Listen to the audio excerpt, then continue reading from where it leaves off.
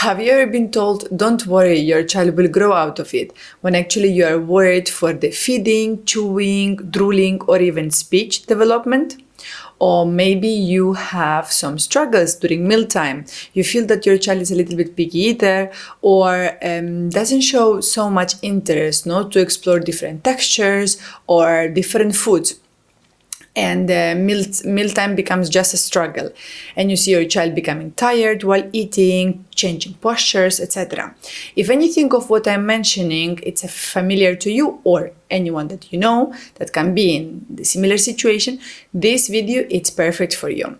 During this episode, I intend to bring a little bit more of information and clarity and also knowledge about oral motor skills, for why they are so important and how they have a major impact in feeding, chewing, and speech development. First, let's start by presenting myself. So, my name is Lisa. I'm an occupational therapist. I work with children with special needs. I'm specialized in autism spectrum disorder, and I am a therapist of reference in Padawan therapy. And since many years, feeding, oral motor skills became really like a passion for me. I work with a lot of parents and a lot of children who struggle with different difficulties, from drooling to low tone to picky eaters, and lately I received a lot of requests and messages through my platform requesting to clarify and bring a little bit more clarity about oral motor skills. So what I did is I created a series, it's a mini series of 10 episodes about oral motor skills. During these 10 episodes, my intention is to explain as much as possible, the best I can, and help you or your loved ones to overcome certain difficulties that perhaps you're facing at home or during your therapy sessions. These videos and these episodes I created for parents, not just of babies or toddlers. There is no actually an age, but mostly for children or adults who are struggling with feeding, chewing, and also or speech difficulties. I want to say something right away is you are not doing anything wrong. You are not alone. This is not just you struggling with feeding or speech delay, and there is nothing that you personally are doing wrong. I work with a lot of parents that often in the first consultation we have to talk about this topic. Is there anything wrong at home, or maybe it's me, the way how I'm targeting feeding, or the way how we are exposing these activities at home or at school or during therapy sessions. And I always say there is no one particular reason. For sure, we have a brain and a nervous system that is working in a different way for every child, because at the end, every child is different. And we have to observe and understand what exactly it's making your child, your patient, struggle during mealtime, during chewing, tolerating food inside the mouth, or just seeing the plate in front of him or her. My goal with this series is to bring you information, understanding, knowledge, and also provide you some activities and tips that are very easy to do at home, and like I said before, overcome any difficulty. Now, I'm going to ask you something super particular. It's take a pen, take a paper, or your notebook, and whenever you hear something that I'm saying that maybe it's similar to your situation, or you're not understanding, or you would like to a little bit maybe develop more the topic, please write them in the comment. I love reading you. You can also contact me on social media, in any platform. I will be more than happy to help you. So let's go with the first and a very important question. What are the oral motor skills? If you follow me on the YouTube channel, you saw maybe, if not, it's your opportunity to subscribe. You saw that in some of the lives that I did or other videos that I prepared, I already spoke about this topic, oral motor skills. Oral motor skills are a group of muscles that are working together in this area, helping us actually to do what I'm doing right now. Be able to talk, be able to swallow the saliva, be able to vocalize and pronounce certain sounds, be able to eat, drink, etc. This group of muscles, I'm talking about the lips, I'm talking about the cheeks, the jaw, the tongue. They work in a coordinated way together in order for me actually to be able to eat, to chew, to drink, and to talk. These muscles, also particularly close to this area, helps a lot to develop proper breathing, proper blowing.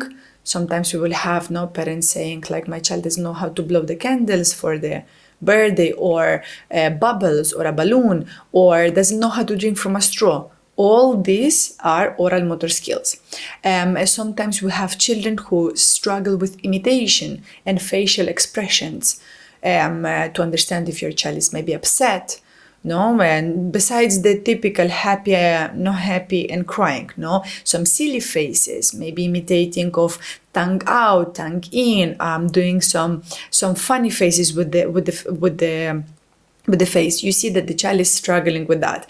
So for us to do facial expressions, you will notice that whenever I am talking, I will be exaggerating a little bit my movements, because I would like you to realize how much I need to move and how my muscles need to work together in order for me to actually finally express what I want to say. So when these muscles, this group of muscles, are not developed well, and for a reason they are not working together, definitely feeding, chewing, and speech become a problem. And I want to say one thing. Oral motor skills, it's not about strength. So it's not about how strong or not strong is your kid. It's about how the muscles are coordinated. If we go part by part, we have our lips that take care of opening and closing the mouth. It's extremely important. We have a lot of children who will remain with the mouth open while we are eating, which is going to make a very difficult activity for the mouth, for the chewing happen, and the swallowing. So the lips take care of opening, closing the mouth, keeping the food inside. The cheeks are extremely important to actually do the functionality when we are eating and talking, because these are the big group of muscles also working together. The jaw brings stability. If the jaw is not stable and we have some difficulties or malocclusions, it can have interference in the speech difficulty, speech delay, and also feeding issues.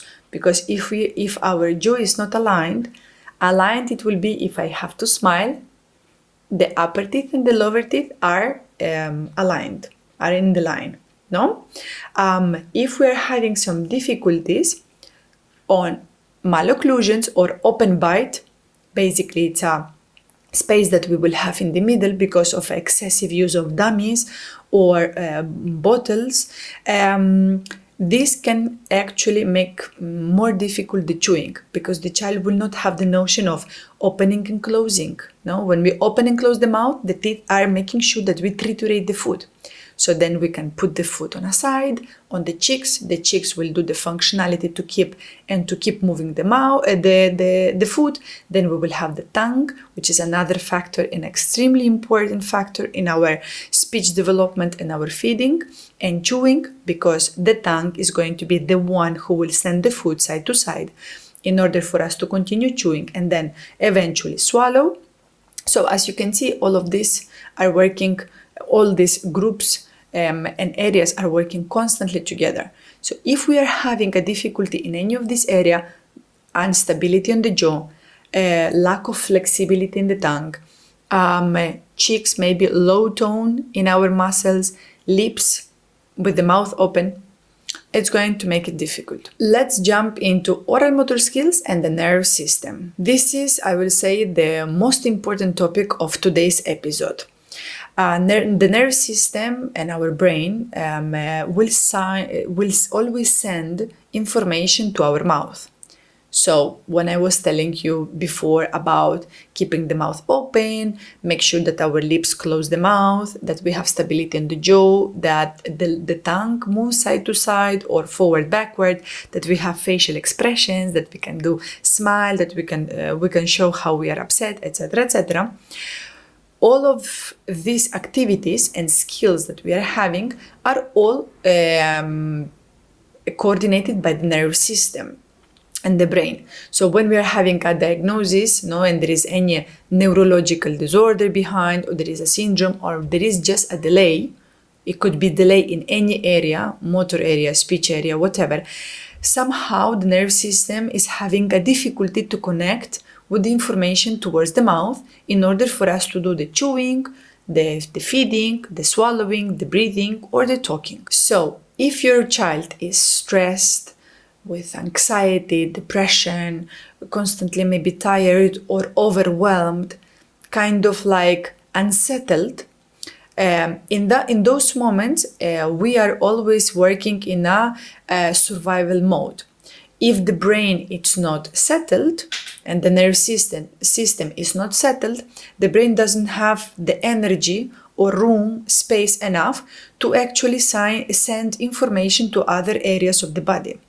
Okay, so we have to make sure that we have a calm body, settled body, before we actually going to be working with feeding, different textures, or anything that has to be with such a delicate area. What I want to say is that dysregulated nervous system makes feeding, chewing, and speech way more difficult. Signs of oral motor difficulties. Because you will tell me, okay, Lisa, I understand the nerve system. I understand that the nerve system needs to send signals to the body. I understand what are the oral motor skills, a group of muscles helping us to be able to do any oral motor activity. What are the signs that I can know and I can observe that my child actually might be having oral motor issues? So the signs are these. I already explained or mentioned a little bit before, but one of the most noticeable is gagging or choking. Obviously, these are two very dangerous signs that if you observe while you are having meal times, or you're eating and exposing your child to different textures and you see gagging or choking, definitely it's a sign that we are having difficulties with certain textures or areas. Excessive drooling. I am not talking about the drooling when your baby is teething, okay? I'm talking about the excessive drooling, that you can feel that there is constantly saliva coming out of the mouth, open mouth, constantly with the mouth open while reading, watching TV, or eating. You will see a child who is taking too long to manipulate the food inside of the mouth. So the mealtime, becomes hours. I call them the little hamsters. Eventually they accumulate so much food that you have a bowl of food in one cheek and the other empty, and they take too long to chew the food. Some of the other common signs could be avoiding different textures or particular textures. For example, playing with kinetic sand or different type of maybe, wet sensations, or the opposite, dry. You will see that the child is a little bit picky, or tactily in defense. Seeing one or two of these signs, it's not meaning that your child is having oral motor difficulties, but definitely awareness and observation is the key.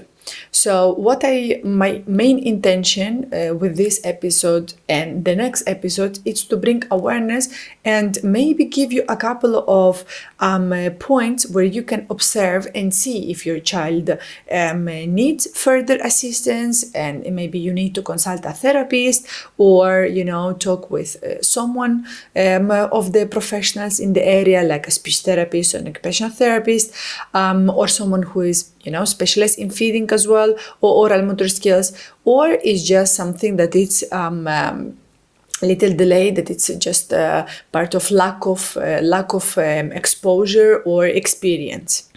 Let's go to the activities. I know that everybody's waiting for, okay, let's see how we can fix this. I am going to start in this episode with gentle exercises. So activities that are very easy to do, they are very easy to apply, but at the same time, they are going to bring you that first step to see if your child is having or not difficulties in oral areas. So the first exercise, it's about facial massage. Now you will say, Lisa, facial massages are not that complicated. No, it's not something out of this world.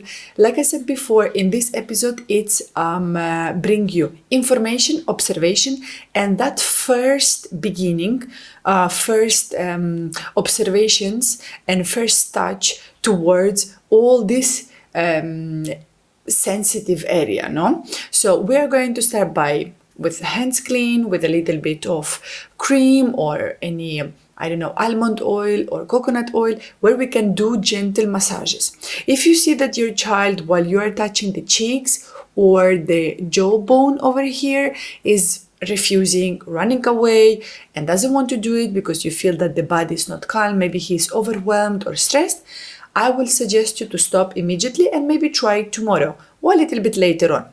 If you see that your child accepts it, I will definitely go in circular movements in the cheeks, and then on this area over here between the ear and the end of the jaw over here in circular movement to see whether the child is comfortable with it or not.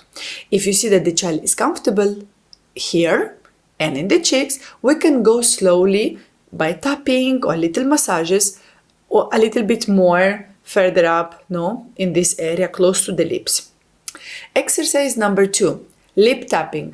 As you can see, the idea how I wanted to expose the exercises is, first we do a little warm-up, facial massage. We can warm up the area, we see how the child is reacting, we observe. Now in this exercise 2, we are going to go a little bit closer what is inside of the mouth. But instead of going straight away there, we are going to go around the lips. So lip tapping, okay, I suggest you to go first outside of the lips, so on the top and down, and then we are going to go actually on the lips.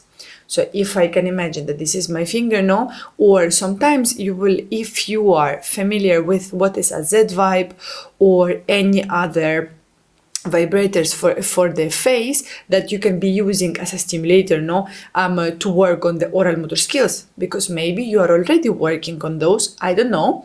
I will be using some of those tools, which I will still in the next episode explain them and talk about them with a little bit of tapping on the lips.